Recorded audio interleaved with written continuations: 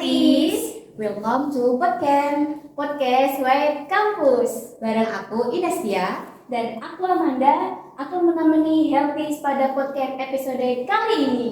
Dan di episode podcast kali ini bisa dibilang cukup menarik ya, karena kami akan membahas mengenai suatu hal yang menjadi isu publik dan sempat viral juga akhir-akhir ini. Apakah sudah tahu nih Kak Amanda, kira-kira apa yang sempat viral di akhir-akhir ini? Wah, belum tahu nih Kak Ines, kira-kira apa ya? Nah, pas banget. Di podcast kali ini kita sudah kedatangan tamu istimewa, yaitu Bapak Dosen dari Kebindaran Blora, Bapak Kuswanto SLM Halkes. Selamat datang di podcast Bapak. Halo, Mbak. Bagaimana Bapak kabarnya hari ini? Alhamdulillah baik semuanya. Kalau boleh tahu nih Bapak, asal Bapak dari mana ya? Ya, saya memang sudah di Blora itu kurang lebih 20 tahun. Wah, cukup lama ya. Lama dan lama. Jadi jam minum air Blora itu sudah lama. Ya. Tapi asli dari Karanganyar Solo. Ya. Ada yang dari Karanganyar Solo? Kayaknya dari mana? Saya asal dari Padi. Oh, Padi. Namanya? Dari Cirebon Bapak. Oh, Cirebon. Silakan. Sudah berapa lama nih Bapak mengajar di Poltek Semarang Kampus 4 ini Pak? Kurang lebih 21 tahun. Wow, lama ya guys. Ya.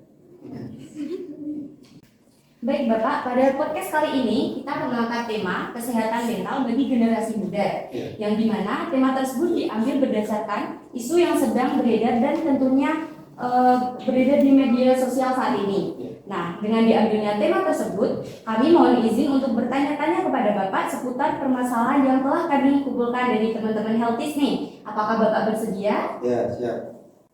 Baik Bapak, terima kasih. Selanjutnya untuk pertanyaan yang pertama, apa sih definisi kesehatan mental bagi kita semua?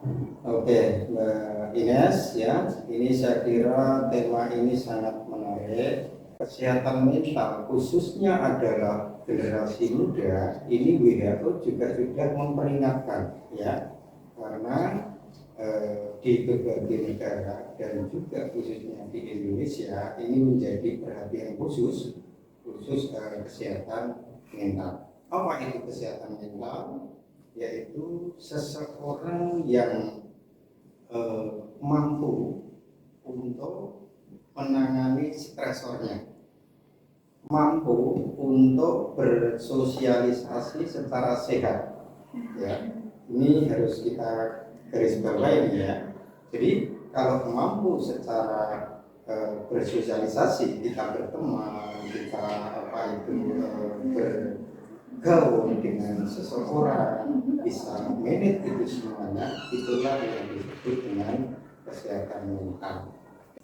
Baik, pertanyaan selanjutnya, melihat dari beberapa kasus yang sempat viral seperti mahasiswa yang salah satunya mengakhiri hidupnya karena putus dengan pacar atau masalah keluarga, bagaimana sih kondisi kesehatan mental mereka, Bapak? Apakah benar mereka terkena gangguan mental?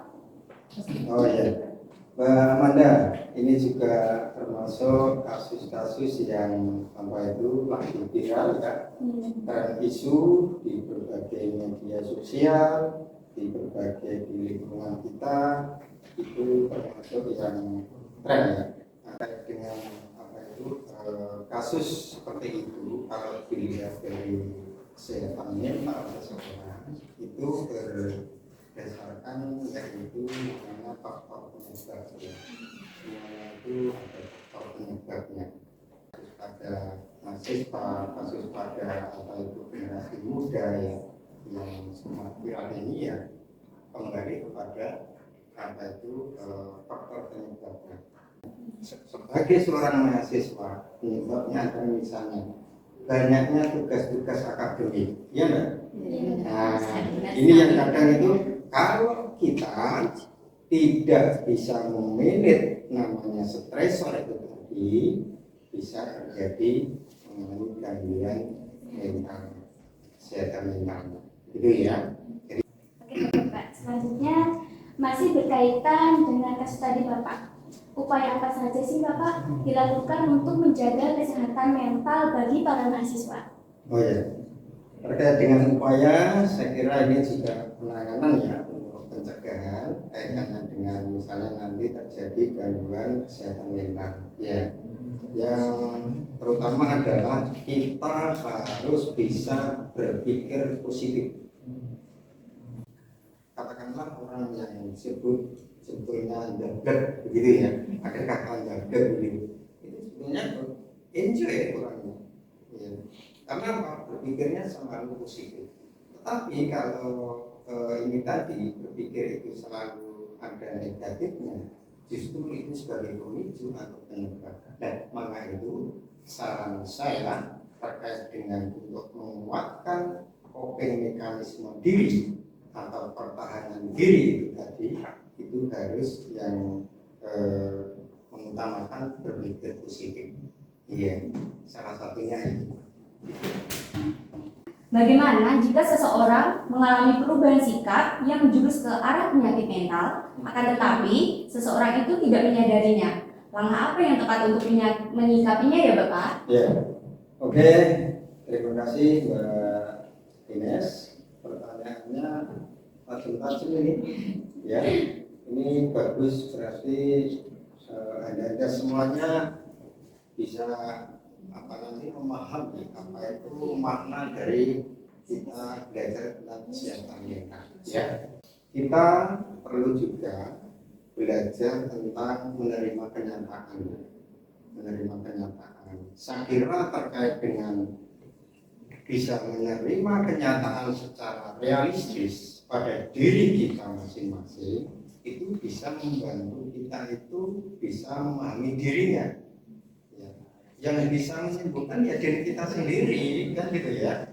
Nah ini penting pemahaman diri itu. Makanya untuk bisa berpikir positif berpikir positif ya, itu tadi ya dari diri kita. Iya.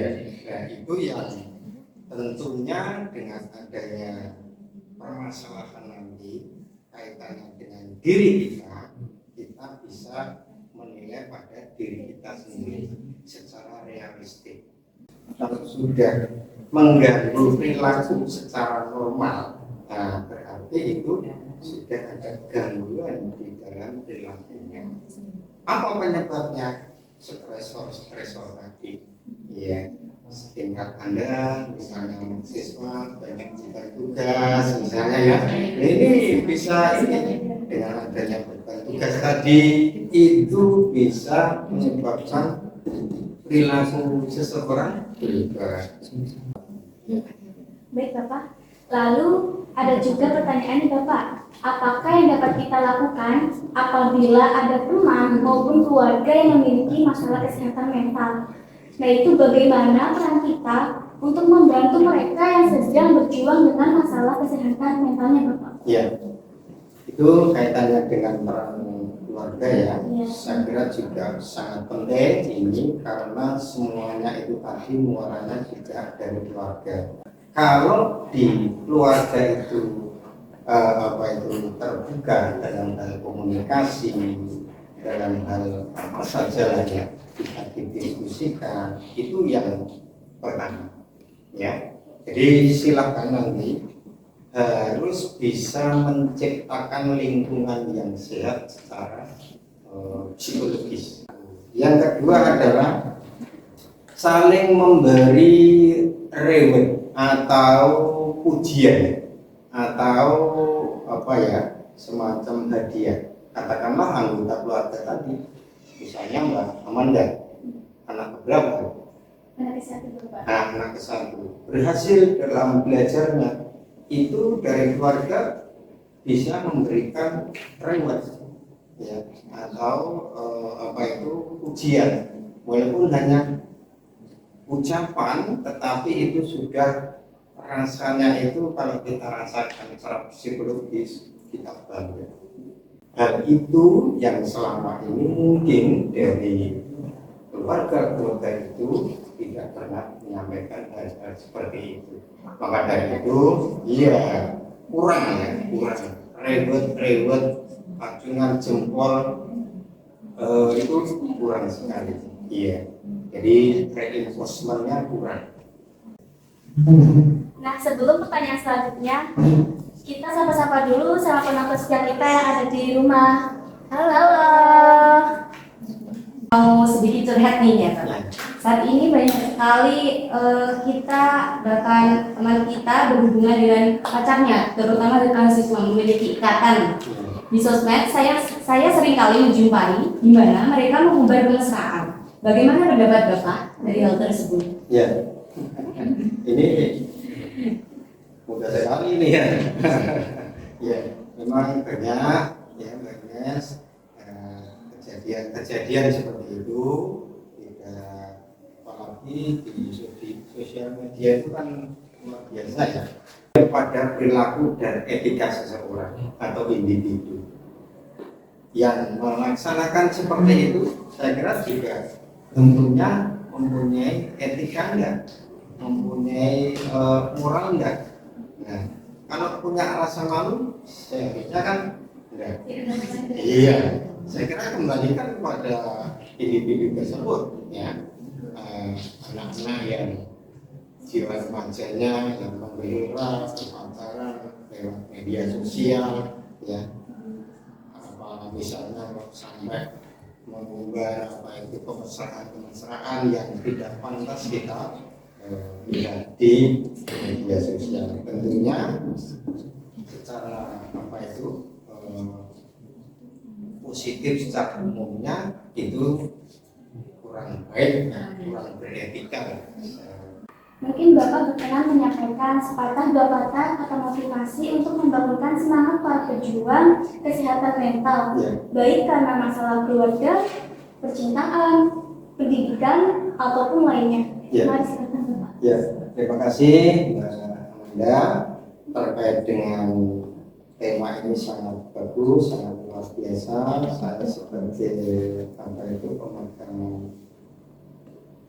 pengajar ya terkait dengan kesehatan jiwa, kita semua harus bisa menciptakan lingkungan yang sehat mental. Yang sehat mental itu bagaimana? Nah, kita harus juga yang namanya lebih mengutamakan perasaan secara psikologis. Walaupun sama-sama ini menyajikan apa ya istilahnya di keluarga tadi, berkomunikasi, bersosialisasi dengan adik, dengan anggota keluarga, hanya ngomong-ngomong, tetapi kalau etikanya itu tidak baik secara kesehatan mental, itu juga akan mengganggu, ya, mempengaruhi jelas ya, yaitu memberikan trust atau kepercayaan atau menghargai di dalam anggota keluarga tadi satu dengan yang lain. Harga menghargai ya, diberikan kepercayaan. Kalau sudah besar seusia ya Anda ini teman-teman lainnya ya, jangan terus di apa itu pantau terus kan itu sebagai apa itu saya kira obrolan kita ya pada siang hari ini ya mudah-mudahan bermanfaat dan juga apa itu para kita semuanya anggota keluarga tadi bisa memanfaatkan membina anggota keluarga dengan sebaik-baiknya baik secara rohani maupun jasmani. Baik, Bapak luar biasa sekali ya jawabannya. Untuk selanjutnya nih Bapak, ada penonton yang memberikan pertanyaan. Iya. Bisa dibacakan Kak Angga? Bisa. Iya. Baik, Silakan. Agnes. Iya. Izin bertanya ini dari novel 18. Username-nya novel 18 ya, Oh, iya. teman-teman. Novel berarti laki-laki. Iya. Oh iya. Oke, silakan. Izin bertanya Bapak, cara menghadapi iman yang naik turun bagaimana? Karena ketika saya sibuk dengan kegiatan kampus, saya sering merasa jauh dengan Allah SWT. Oke, ya. Oke, ya. Tadi gitu ya. Baik, sangat bagus ya teman-teman. Iya. Ini tadi saya simpulkan di akhir tadi saya sudah menyampaikan kesehatan jiwa jasmani rohani ya. Tentunya hatinya juga harus dikuatkan. Ya. Semuanya itu awalnya dari hati kita, niatan kita ya. Berat dan panik. Kalau sudah panik biasanya individu atau orang itu tadi sudah tidak bisa mengontrol dirinya. Nah ini yang membahayakan, itu stres. Nah, kalau bahasa sanginnya apa ya, stres atau apa ya itu kan. Nah, stres ya. Jadi kalau sudah tahap panik itu sudah tidak bisa mengontrol dirinya sendiri. Makanya sampai ada yang itu berjalan di jalan tanpa busana seperti itu sudah panik. Itu nanti akan berlanjut lagi, terkait dengan rentang respon dari adaptif sampai maladaptif. Nah ini nanti juga perlu belajar lagi nih ya. Iya, ini kaitannya dengan tadi ya pertanyaan bagaimana cara manage emosi ya di depan umum. Saya kira kembalikan kepada diri kita, yaitu coping mekanisme. Nah, coping mekanisme itu baik atau tidak, juga berpikirnya gimana? Iya, cara berpikirnya. Kalau berpikirnya selalu negatif, itu hanya bilang apa-apa dikira ngerasani, ya kan? Karena sudah berpikirnya negatif dulu kan ini. Nah itu nggak baik, ya. Lebih baik positif aja. Mungkin itu ya nggak akan rembuk atau kita kan gitu ya, tapi karena yang dimunculkan itu negatif dulu, jadi yang bisa menyebabkan seorang tadi miskomunikasi artinya salah paham, emosi terjadi, gitu saya. Terima kasih Bapak. Gimana nih Hiltis? Jawaban dari Pak Kuswanto, apakah sangat menarik bukan? Sangat menarik ya. Baik Bapak. Ini ada yang bertanya lagi dari Usman Titiwai. Ya. Bisa dibacakan kemarin? Bisa. Izin bertanya Bapak, untuk anak rantau yang sulit beradaptasi dengan lingkungan baru terkadang mengalami gangguan mental. Bagaimana nih Bapak solusinya? Ya. Pertanyaannya sangat mewakili ya guys. Mewakili semua nih, mungkin apa ya? Bukan dari Blora ya? Blora ya. Seperti saya Bapak. Oh iya, nan jauh ya begitu. Bagaimana caranya? Saya kira adaptasi. Yang namanya stres mesti ada stresor.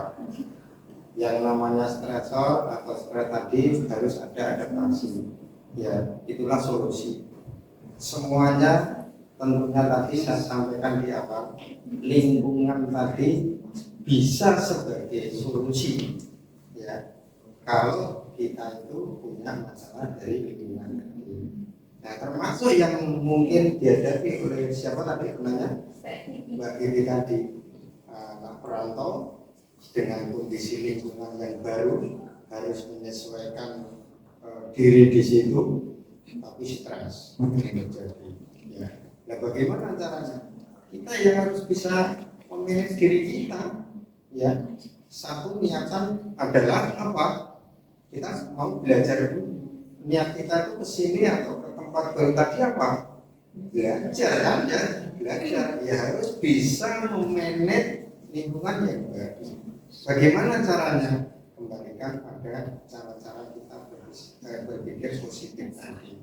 Ya, mungkin saat kita mau bersosialisasi dengan lingkungan tadi mempunyai apa keterlibatan. Bagaimana? Mungkin dengan teman dekat, dengan melibatkan siapa temannya yang bisa membantu. Saya kira banyak cara solusi. Iya.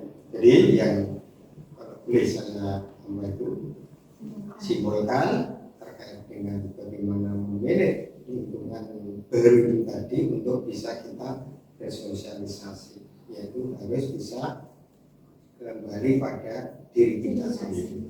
Iya, gitu ya. Ini. Iya, ini perantauan ini ya. Iya. Baik, luar biasa sekali ya teman-teman atas jawaban dari Bapak Kuswanto ini. Baik Bapak, terima kasih banyak atas waktunya. Oke. Untuk penonton podcast ini, jangan lupa follow Instagram dan subscribe YouTube WIT Kampus Region 4 dan Kebidanan Blora Polkesma. Jangan lupa juga follow Instagram Bapak Kuswanto juga ya guys. Sebelum kita akhiri podcast episode kali ini, ayo kita ucapkan jargon Web Kampus dulu ya. Oke, dipimpin oleh Kak Ines ya, bareng-bareng ya.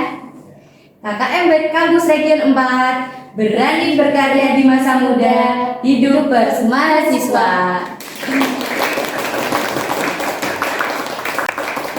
Sekian podcast dari Web Kampus kali ini. Semoga bermanfaat untuk para penonton dan semuanya.